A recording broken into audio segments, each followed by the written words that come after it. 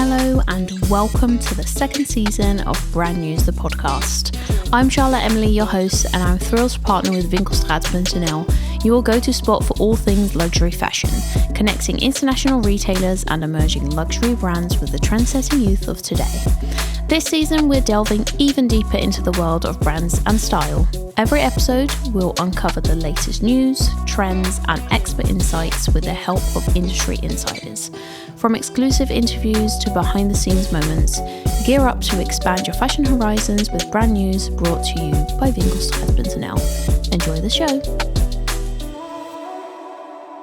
I'm your host, Charlotte Emily, and today I am speaking to Diede. Welcome to the podcast. Thank you. How are you? I'm good, actually. Yeah. I'm excited for this one. Yeah. I'm also super excited. Love that. Thank you for being here. It's super rainy outside. So, it's very blue today. Yeah, it's disgusting. Yeah. Shame. Oh, well. Yeah. I'm really excited to have you on. I want to cover quite a range of topics, your experience, passion, and also your industry insights. Diede, you're a dancer and a model. Can you tell us a little bit about it? Well, I mean, that's definitely what I do. It's not what I am. Yes. I would not define myself as dancer or as a model, but I'm just doing things I really love to do. Mm-hmm. And that all started with the whole dancing part. I fell in love with dancing from a very young age, and it was this intense love you went for and you wanted to know more of. And it was also filled with a lot of joy. And from there on, things just grew into more dancing, and boom, there was a camera in front of me, and I felt like maybe that's also interesting to do. Yeah. In a nutshell. Yeah, in a nutshell. This was very quick. We have time to uncover it all.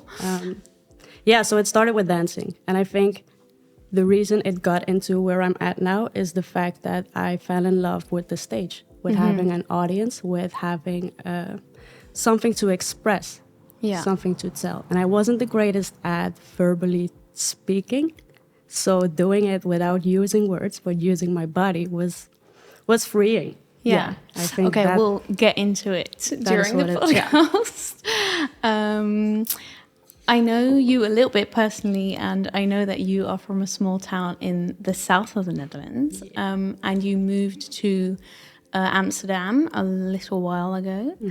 Mm-hmm. Do you feel like there's more opportunities in the creative field that you operate in bigger cities?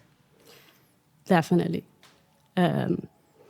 I think the greatest cause for that is the fact that it's more space, so there's more people living, so the chance of meeting more creative people is also bigger. It's easy as that. I think the reason I wanted to move to Amsterdam wasn't necessarily because I knew career-wise it would be great, because I was thinking of this from a very young age. Mm-hmm. And sometimes you have these insights or thoughts, and you're like, I think I want to live there. Yeah. I didn't know anything about Amsterdam, except for the fact that if I was there, I felt very authentic to who I was. So from there on, it was way easier for me to develop as a creative/artist. And I think in smaller cities, it's just more tough. Yeah. Yeah. Do you, so that was your main decision to move career-wise? Yeah, I wanted to go study dance. And we had I did my pre-education in the capital of Limburg. Mm-hmm. But there was no Bachelor of Arts where I could study dance in the south. So that was already the moment where I had to move to Rotterdam to pursue the dancing education. Okay. Yeah. So what education exactly did you do, for anyone listening who doesn't really know? Oof.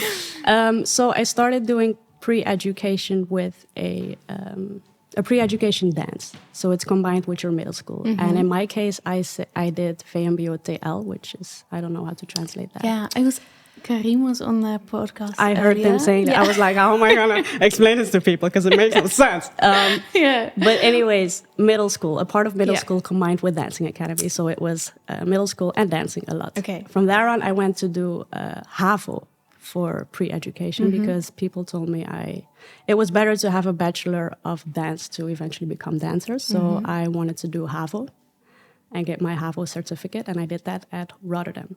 HAVO for Muziek en Dans. I didn't graduate, but where were we going? I asked about your education. There you go. So after Cordax, I went back to Limburg to get my HAVO, and from there on I went to Tilburg to study Bachelor of Dance at High School of the Arts. So that's like 2 pre-educations, 1 high school dance. Yeah. A lot of dance. Yeah. I'm tired. Okay, Yeah. so did you kind of set out to start in dance and then also move into modeling, or how did you end up combining these 2 careers? I mean, when I started shooting for fun, I often heard people say it's so easy to work with dancers in front of a camera because they just move their body. And obviously we pose and we deliver, but we're very aware of how our body works and how we feel still authentic to the way we express ourselves. So from that point, I was already like, this is fun because I'm doing something that I already love to do, and I'm now combining it with something else I also really like to do. Yeah. Great. Yeah. And I think after a while, I bumped into the fashion composers, and their bio was literally a leading modeling agency for elite dancers. And I was like, oh, who? Yeah. Okay. Yeah.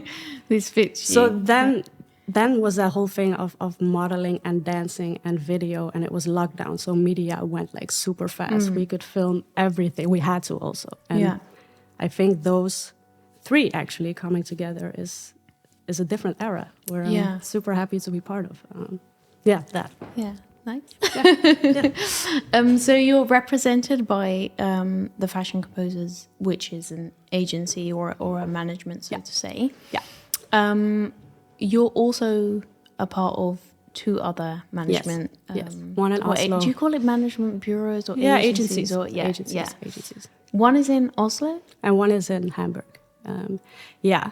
But most of my things are happening in Amsterdam. And I'm also, I really like to work abroad. Mm-hmm. But Amsterdam is also my hometown. And I like my mother agency is very comforting and very hardworking and driven to make it work. Yeah. So it just increases your chances to be signed in other places as well. But still you're having a mother agency. And in my idea, I get the most from there. Yeah. So do you, for someone maybe who is listening and doesn't really know how it works, like you work as a dancer and a model and you're represented by an agency, how does that, what does that, that collaboration look like? The one between my agency and yourself. And myself. Yeah, I think through your agency, it's way more protected. So obviously, most of my work comes from there. They have a lot of clients, they know people, and they're just on your journey as well. So they guide you a bit. I think if it comes to other jobs, which I do apart from my agency, are the ones I arrange myself. So for instance, this one, I met you, I bumped into you, you told me about a podcast. I was like, invite me. I want to have a talk. Let's sit down, let's unpack this. And that is like my own responsibility. I have an agency, but I'm not protected for whatever. Like I also have to go out there myself and meet people and invite myself to brand new sports. I'm just naming something. Entrepreneur. There you go. That's funny. Do you feel like that protection that you just touched upon, do you feel like you need that in the industry? I'm sure. I mean, yeah, for sure. Especially if you're young. I'm at an age now where I can, like, if I meet people or I talk to them, I can decide for myself, like, this feels good or this doesn't. Yeah. But obviously, if you're still in your teenage years and you're pursuing a modeling career or a dancing career, it's good to be protected. At all costs. Yeah. I mean, my agents know who I am and how I move and what I like to do. So in that case, they're always safe with options. But they're also very honest in the whole. If there's things happening, for instance, in a country which is not safe, then they will also say like, "Listen, you don't have to go because it's also safety, which what's necessary now." Like they're very open in communicating about the client and where to be and how to be, and if I really want to do that, if I'm open for that. Because sometimes you get like ridiculous stuff asked, like, do you want to jump off a whatever? I don't know. And you have to be like, if someone else then decides for you, you got to go, even though you're scared of shit of heights. Well, you have to suck it up. So I'm really happy my agents are like, Is that fine for you? Okay, then let's do it. Yeah. Do you feel like you had like a bit of like a break or like a breakthrough, so to say, in terms of when you were like, okay, this is really how I wanna pursue my career, dancing, modeling? Was there like one specific project that you did that made you feel like, okay, this is it, this is how I want to move forward? And actually, I'm just gonna say it. So I think a turning point of events. Let's not call it a breakthrough, but for me, the whole script flipped as soon as I decided to quit school. Like I was stuck there, and I wanted to get out into the world and show myself and learn stuff on the spot, like not through reading or writing. I just want to do stuff. And I think the moment I decided also to quit school, that was when Fashion Composers did sign me, because I applied a year before that, didn't get any response. So timing of it all was on my side, definitely. And that was for me the point where also a lot of jobs just kept on coming, and I was on a roll, and I was like, I feel like this is a kind of breakthrough. I'm just learning because I'm new. Like I haven't been in fashion at all. I was just dancing and doing that. So it was definitely a breakthrough, but it was also a tough one. But that was, I would always mention this point if people ask me this.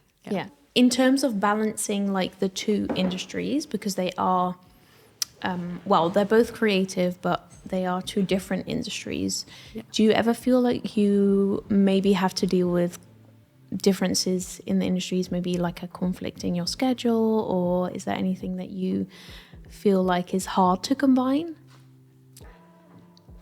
I think it's pretty well scheduled. Because it's about adapting fast. I never know how my week is going to look like or my upcoming weeks. And somehow that also gives me peace, because I can just respond whenever things are happening. And I think first comes, first serve. Yeah. Obviously, I check with myself, is this something I want to do? Dance related or shooting related? And from there on, I just built a schedule. I think the most conflicting thing was at the beginning of my career, so after school. Commercial was often seen as less within theater environments. Okay. To put it softly. I had a feeling during my pre-education as well that whenever I wanted to do my street dance competitions, which were very commercial, I'm aware, but they didn't really support that.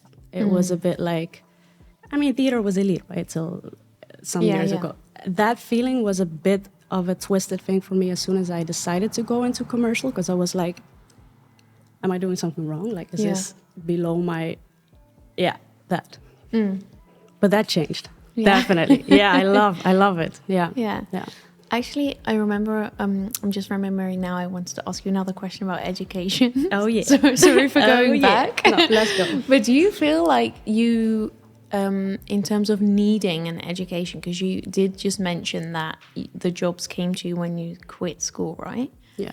But in terms of needing a diploma or an education, how do you view that after having like really not done the regular path, basically?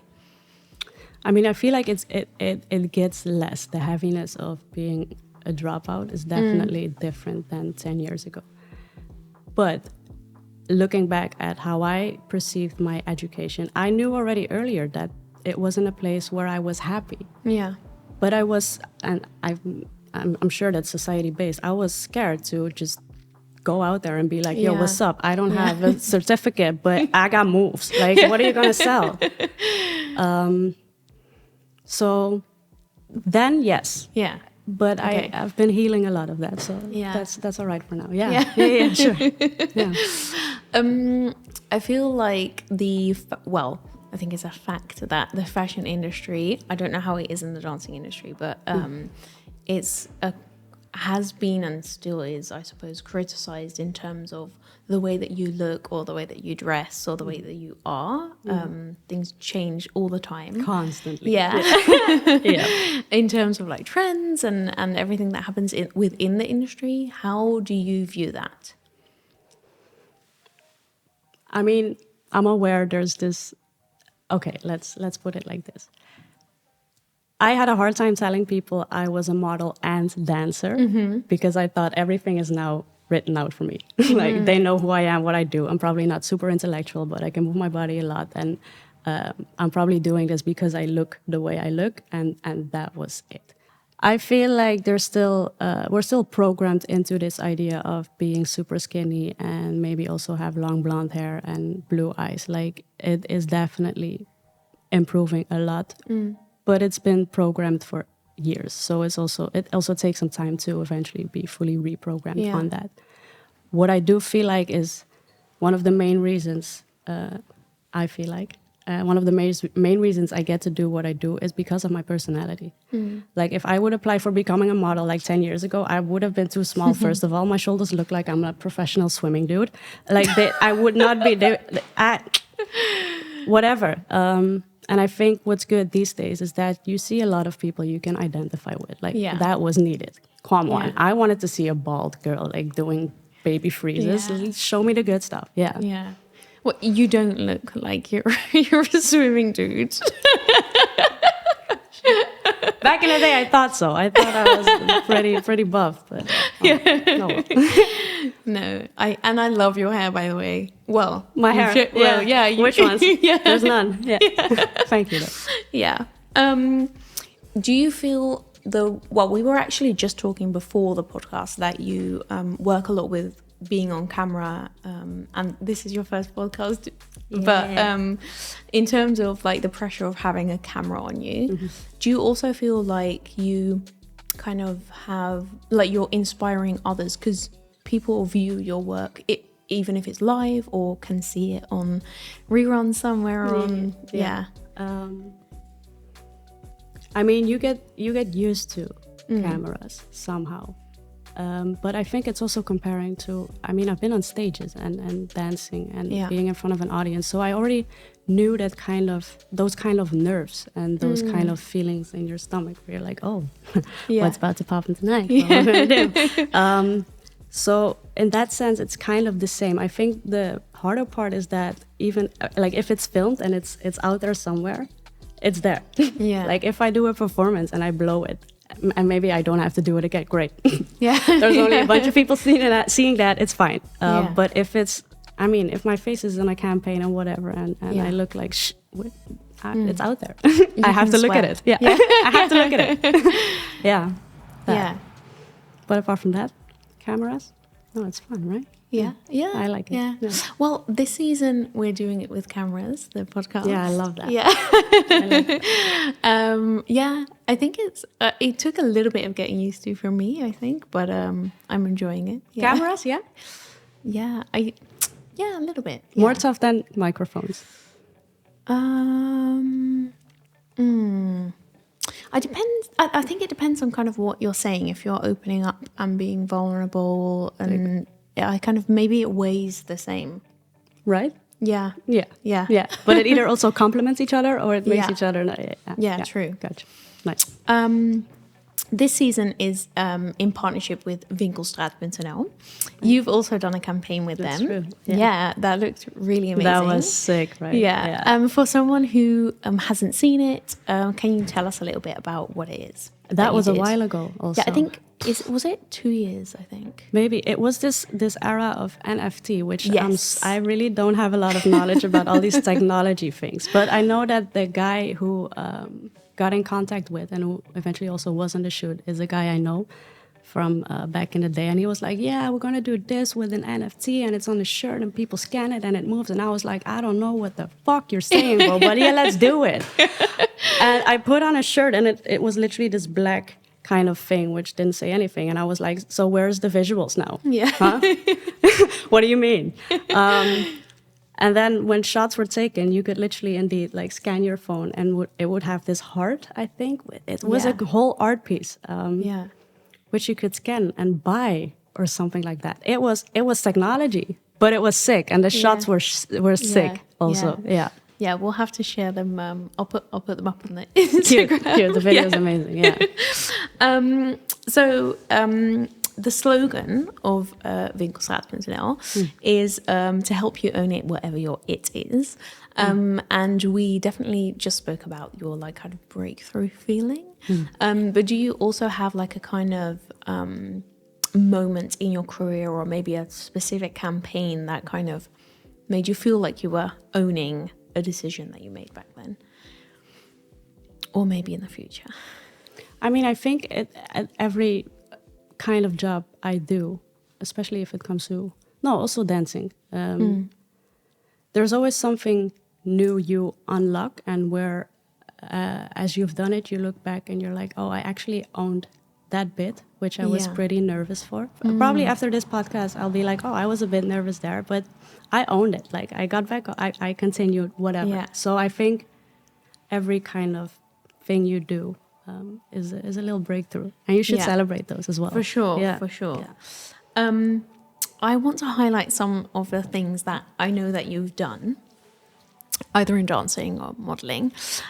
So you recently modeled for Atelier Reservé, a Dutch brand, or an Amsterdam brand actually, during Amsterdam Fashion Week. You modeled for Calvin Klein. Special work. Yeah. So that was not directly. Yeah. Well, it looked amazing. Oh, that's good. And you did an editorial for Soul magazine, Paris-based magazine. Yeah. Amazing. And also a Nike campaign. Yeah. I mean, really cool things that you're doing. You should be super proud of yourself. I'll put that in my pocket. Yeah, for sure. What's been your favorite collaboration or campaign that you worked on?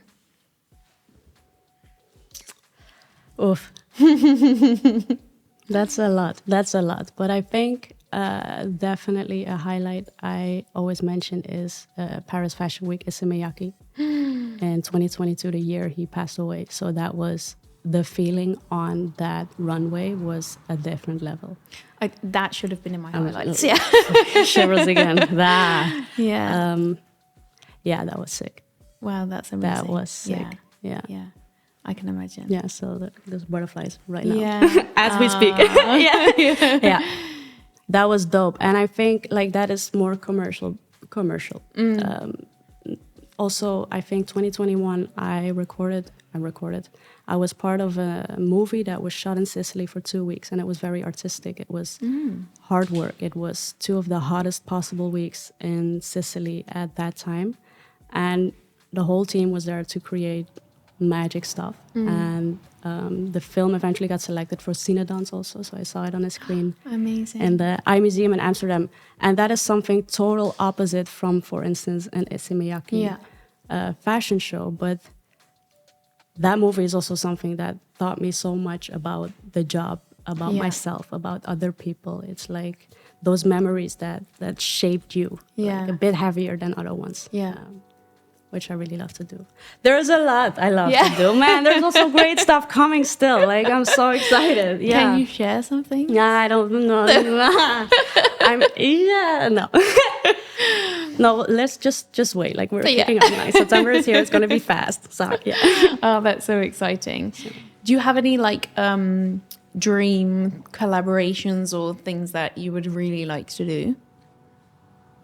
Yeah, I mean, I still properly want to do Calvin Klein, like film, shoot, all of it.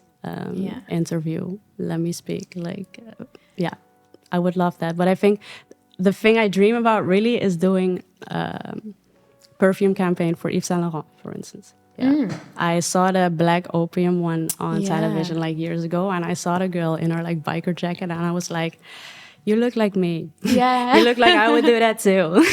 Yeah. That would be cool. That caught me. And that was even before I was into modeling. I saw that and I was like impressed. And I thought I should be able to, I want to do that. Let's go do that. Yeah. Okay, we're manifesting this there right now. There you go. How do you decide, because earlier in the conversation we said about you working with management, and now we're speaking about collaborations and things that you've done, but how do you know if a partnership is right for you? You obviously work with a management who I think maybe filters some things out, but how do you decide? I mean, you never really know like what's about to happen if you say yes to something or no to something. But I think I always check up on myself as soon as I get an option or an idea, and right away my gut is like, I try to immediately hold on to that. Like, it was my Yeah. first intuition. Something is off. I'm not gonna do it. Yeah. Even if it looks like there's big things happening with that Yeah. or whatever, you have to really check up on yourself, because you can be very sensitive to these promising things and people promise you a lot. Yeah. Yeah. So I really try to be as grounded as possible and really check up, like, does this feel safe? Check. Is this going Yeah. to provide me in this way? Check. Okay, let's just do it. Yeah. Yeah. Yeah. Do you have any tips for someone who maybe works in the same industries as you, or someone who is interested in kind of combining those worlds that you do? I think, well, first of all, if you feel like you want to do something else, do it. Yeah. Even if it scares the shit out of you. Even for if it's fuck's quitting sake, school. that is exactly where you need to be. Like, come on. That you always have a choice, and you always have a choice to change your mind. Yes, what I'm doing right now is what I love to do. If I change my mind tomorrow and I want to be doing something totally different, I have the freedom to do that. So if you feel like you want to go for something, just give it a shot. First of all, and while doing that, just be a bit kind to yourself and have some compassion. Like, it's gonna be rough and it's gonna be bumpy, but it's also it's needed. It's needed. Yeah, that's sweet. Yeah. Be great. Just be great. Yeah. I was gonna say, also, do you have any brands that you aspire to work with? But you obviously just said Calvin Klein and Saint Laurent. Any others? I'm sure, but there's a lot, right? Yeah.